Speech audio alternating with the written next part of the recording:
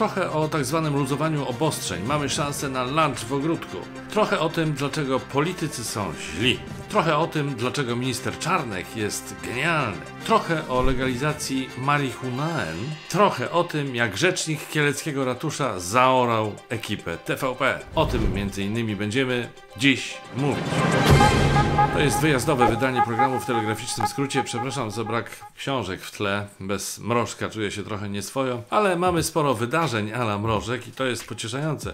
Gdybym jednak zaczął z tych nerwów jakoś bełkotać, mówić od rzeczy, bardzo proszę, wybaczcie. Zresztą to i tak jest nic przy bełkocie polityków. Prawda, ile się trzeba cenić, czy jak osmakujesz, aż się zepsujesz, prawda? Bardzo dziękuję za suby na YouTubie. Mam nadzieję, że do połowy maja dobijemy do 200 000. To by było. Zakładam się z wami, że do połowy maja nie będę miał 200 000 subów. Jeśli przegram, zaśpiewam w WTS-ie jakąś piosenkę ludową. Bardzo cieszy mnie, że mój profil na Facebooku ma coraz więcej obserwujących.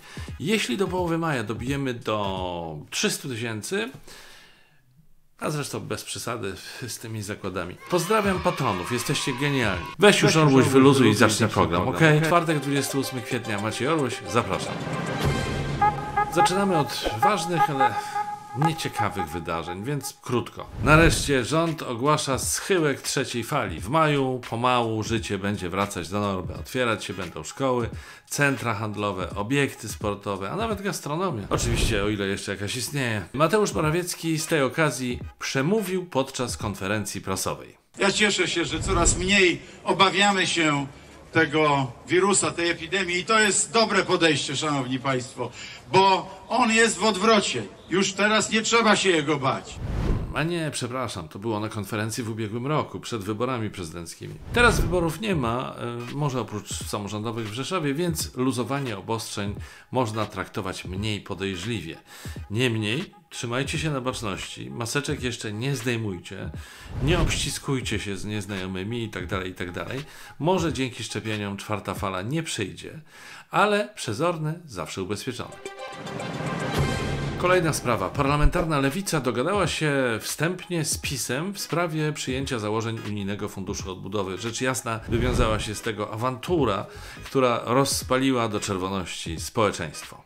To znaczy społeczeństwo twitterowych komentatorów, polityków i publicystów. Co deal Lewicy z PiS-em pokazał? W skrócie, że wszyscy są źli. Koalicja Obywatelska, PSL, Narodowcy i, uwaga, Koalicyjna Solidarna Polska są źli, bo chcą zablokować fundusze na pomoc grzęznącej w pandemicznym błocie gospodarki. Koalicja Obywatelska dodatkowo jest zła, bo sprzeciwiła się Koalicji Obywatelskiej z końca ubiegłego roku, która obiecywała poparcie dla rządu. Zarówno klub Koalicji Obywatelskiej, klub Lewicy i klub Polskiego Stronnictwa Ludowego Koalicji Polskiej chcą zadeklarować wsparcie dla tego rządu.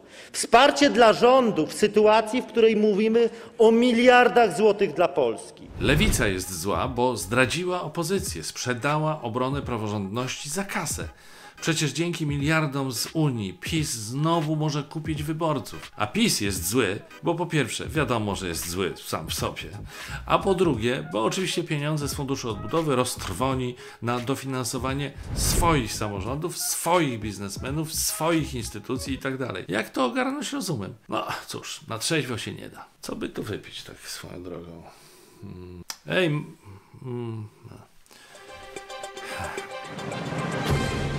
Przejdźmy do rzeczy ciekawszych i wróćmy do postaci bardziej charyzmatycznych niż minister Niedzielski, premier Morawiecki czy przewodniczący Budka. Przemysław Czarnek. Oto on, słońce narodu, geniusz Karpat, wielki językoznawca, honorowy biblista i ten kosmita z facetów w czerni, który przebrał się w skórę amerykańskiego farmera. Co tam u niego słychać? No, wygląda na to, że trochę się wystraszył buntu środowiska naukowego i rakiem się wycofał z planu powołania Narodowego Programu Kopernikańskiego, czyli upolitycznionej alternatywy dla Polskiej Akademii Nauk. Jego wiceminister Włodzimierz Bernacki ostatnio na posiedzeniu jednej z sejmowych podkomisji zaprzeczył, by w Ministerstwie Nauki toczyły się prace nad takim projektem. Co prawda wcześniej o tym pomyśle wspominał sam Czarnek, ale takie argumenty zasługują tylko na jeden komentarz. Oj tam, oj tam. Oj tam, oj tam. Także wygląda na to, że siły rebelii reprezentującej jasną stronę mocy w tej potyczce odniosły zwycięstwo, ale pamiętajmy, że PiS tak łatwo się nie poddaje i może przyjść dzień, kiedy stwierdzimy, imperium kontratakuje. Przypomnijcie sobie, jak było na przykład z zaostrzeniem przepisów o aborcji. Po protestach czarnych parasolek na kilka lat temat przycichł, ale w ubiegłym roku wrócił. I tym razem, w myśl zasady, jak nie kijem go to pałką, prawica postawiła na swoim. Jak tak patrzę na Czarnka i jego kolegów, to zadaję sobie pytanie, które, jak się domyślam, zadaje sobie też pewnie większość z was. Co oni biorą? Zachęcam dziennikarzy naszego dziennika, żeby poszukali rozwiązania tej zagadki. Niestety oni wolą się zajmować wybitnym dziennikarstwem spod znaku Marihunaen, a komu to potrzebne? A dlaczego? W ramach zaprawy polemicznej pozwolę sobie więc podyskutować z argumentami, które pojawiły się na łamach mojego ulubionego dziennika, naszego dziennika, ojca dyrektora. Gazeta ta pochyliła się nad używkami w związku z pojawieniem się w Sejmie propozycji przepisów, które miałyby zalegalizować posiadanie niewielkich ilości marihuany na własny użytek. To miałoby pozwolić także na jej stosowanie rekreacyjne, a nie tylko lecznicze. Autor przywołuje krytyczną opinię posła Uścińskiego z PiS, który o narkotykach mówi tak. W interesie całego społeczeństwa jest to, abyśmy zachowali trzeźwość umysłu w każdej sytuacji. No super, rozumiem, że to jest apel o to, by zdelegalizować produkcję i sprzedaż alkoholu. No, biorąc pod uwagę to, co powiedziałem kilka chwil wcześniej o możliwości, właściwie braku możliwości zrozumienia polityki na trzeźwo, nie popieram. Wreszcie nasz dziennik podnosi koronny argument, że środki odurzające są źródłem przemocy w rodzinach. Wymienia jednak obok siebie zarówno alkohol, jak i narkotyki. Dam sobie rękę uciąć, że jednak alkohol częściej jest ich źródłem niż wskręty. Czyli jednak zdelegalizować alkohol. I na koniec autor tekstu przywołuje opinię eksperta. Można przypuszczać, że stoi za tym mocne lobby, które chce się dobrać do dzieci i zarabiać olbrzymie pieniądze na wszelkiego rodzaju dewiacyjnych zachowaniach. No wiecie, nie wiedziałem, że Kościół katolicki popiera legalizację marihuany. Z dobrych katolickich, kościelnych wiadomości jeszcze mam to. Sławoj Leszek Głódź stracił honorowe obywatelstwo Białegostoku. Karę przegłosowali radni. Ma to związek z jego udziałem w kryciu przypadków nadużyć seksualnych w kościele. Ponieważ przez lata hierarcha obdarowywany był rozmaitymi tytułami, to spodziewam się, że podobnych dobrych wiadomości możemy jeszcze usłyszeć wiele w bliższym i odleglejszym czasie. Poza tym babcia Kasia niewinna. Aktywistka Katarzyna Augustynek, którą 21 kwietnia podczas demonstracji w obronie niezawisłości sądów i sędziów policja potraktowała jak bandytę, została przez sąd oczyszczona z zarzutów znieważania i naruszania nietykalności osobistej funkcjonariuszy policji. Sędzia w uzasadnieniu ustnym stwierdziła tak. Jeśli obywatel korzysta ze swojego prawa do protestowania i nie narusza porządku prawnego, rolą policji nie jest legitymowanie, tylko umożliwianie mu realizowania swoich konstytucyjnych praw. Odniosła się też do tego, że babcia Kasia nazwała policjanta durniem. To pogardliwe określenie wskazujące na osobę, która podejmuje działania w sposób bezrefleksyjny. I tak było w tym przypadku. Funkcjonariusze pytani o okoliczności słabo rozpoznawali, z jakiej przyczyny osoby znalazły się pod budynkiem Sądu Najwyższego. Wykonywali polecenia, ale zapominali, że są przy tym zobligowani do przestrzegania prawa.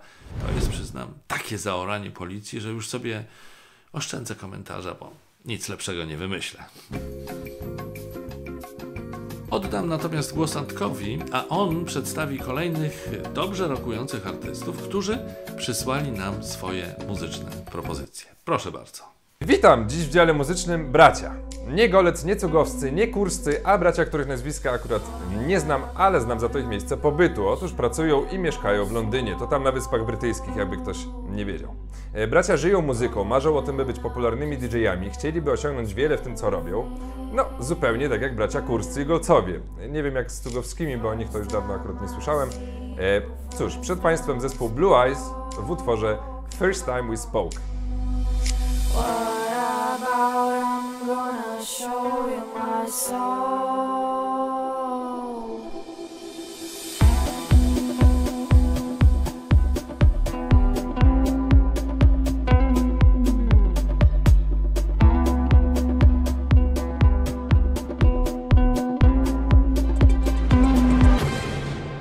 czy pani sędzia, o której mówiłem przed chwilą, jest z Kielc, ale nie zdziwiłbym się, bo tam w Orce, w Zaoraniu osiągają mistrzostwo. Pamiętacie rzecznika tamtejszych wodociągów, który strollował dziennikarza TVP? Otóż on znalazł naśladowcę. To rzecznik Urzędu Miasta w Kielcach. Popatrzcie. Urząd Miasta w Kielcach z roku na rok pracuje coraz lepiej. W sposób wzorowy, a nawet wzorcowy realizujemy zadania własne oraz rządowe zadania zlecone. Warto dodać, iż w czasie pandemii COVID-19 z Urzędu Stanu Cywilnego w Kielcach korzystają nie tylko mieszkańcy Kielc, ale również mieszkańcy ościennych gmin, rejestrując u nas urodzenia oraz przychodząc do naszego urzędu po odpis aktów zgonu. Panie sekretarzu, czy pan się dobrze czuje, czy pan nie rozumie tego, o co ja pytam? Urząd Miasta w Kielcach z roku na rok pracuje coraz lepiej. W sposób wzorowy, a nawet wzorcowy realizujemy zadania własne oraz rządowe zadania zlecone. Ja rozumiem, że z TVP trzeba ostro, żeby nie majstrowali przy wypowiedzi, żeby nie mieli materiału do manipulacji. Jak najbardziej popieram, ale panie rzeczniku, trochę pan przesadził. Co pan sądzi, panie Maćku, o tym, że Jarosław Kaczyński jako wicepremier do spraw bezpieczeństwa jest kompletnie niewidoczny? Rząd Mateusza Morawieckiego pracuje w sposób wzorowy, a nawet wzorcowy. Warto dodać, że w czasie pandemii COVID-19 z pomocy ze strony rządu korzystają nie tylko mieszkańcy Kielc, ale też wielu miejsc w Polsce. Ale ja pytałem, co sądzi pan o tym, że Jarosław Kaczyński jako wicepremier do spraw bezpieczeństwa jest kompletnie niewidoczny? Rząd Mateusza Morawieckiego pracuje w sposób wzorowy, a nawet wzorcowy.